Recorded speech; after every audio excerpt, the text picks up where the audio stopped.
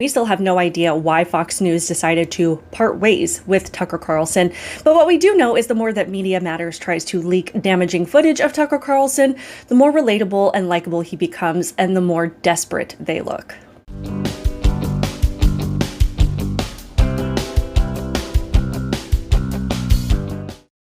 Welcome to my channel, Outspoken Samantha. If you are new here, welcome. Be sure to hit that subscribe button. And if you're returning, welcome back. I appreciate your continued support, and I hope that you will subscribe as well. So it's been about 10 days since Tucker Carlson and Fox News parted ways with absolutely no explanation, no reason given, and it doesn't seem like we are going to get any kind of explanation anytime soon. But what there is not a shortage of is speculation. And to fuel that speculation, Media Matters apparently has obtained all of this behind the scenes footage from who knows where.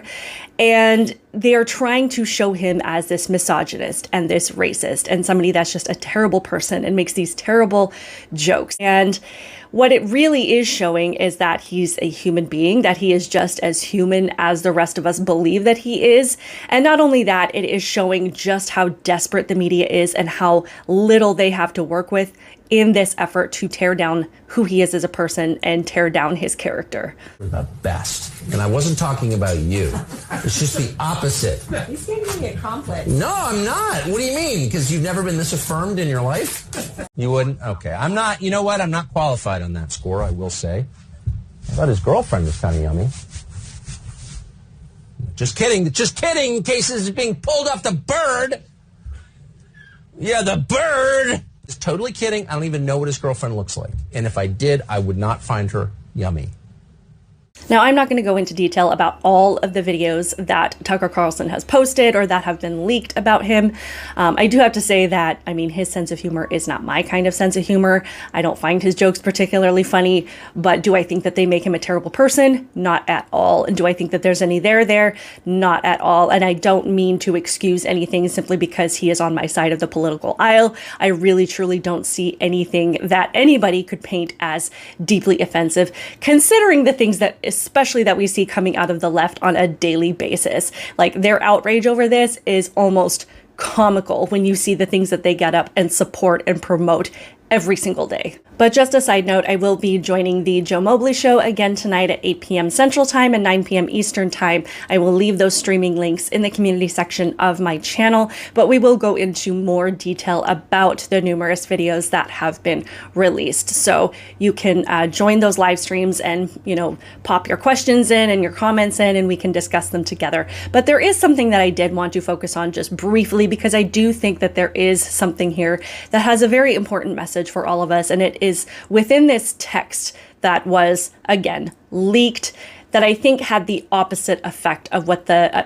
Media Matters or whoever it was that leaked it was going for. Yesterday on Twitter, the words, "It's not how white men fight," was trending on Twitter, and that was to lead people to this text that was leaked, and it was from Tucker Carlson on January 7th, 2021. So I'm going to read it to you. It says, "A couple of weeks ago, I was watching video of people fighting on the street in Washington. A group of Trump guys surrounded an Antifa kid and started pounding the living out of him.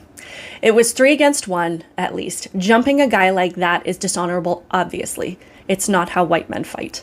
Yet suddenly I found myself rooting for the mob against the man, hoping they'd hit him harder. Kill him. I really wanted them to hurt the kid. I could taste it. Then somewhere deep in my brain, an alarm went off. This isn't good for me. I'm becoming something I don't want to be. The Antifa creep is a human being. Much as I despise what he says and does, much as I'm sure I'd hate him personally if I knew him, I shouldn't gloat over his suffering. I should be bothered by it. I should remember that somewhere somebody probably loves this kid and would be crushed if he was killed. If I don't care about those things, if I reduce people to their politics, how am I better than he is?" The left was trying to paint this as some kind of racist comment. It's not how white men fight. And honestly, I have no idea what that means. I don't know how white men fight. I don't know what he was intending, you know, the message behind that comment. I don't know what that means.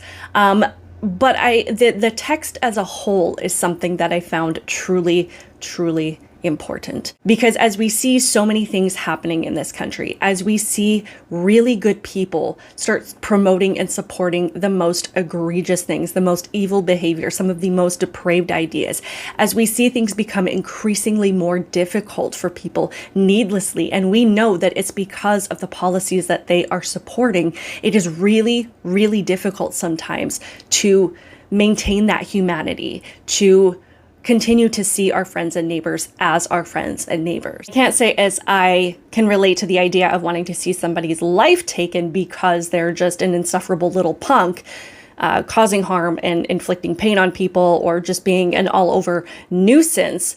But what I can relate to is just having these thoughts sometimes where people are reduced to being just who they voted for.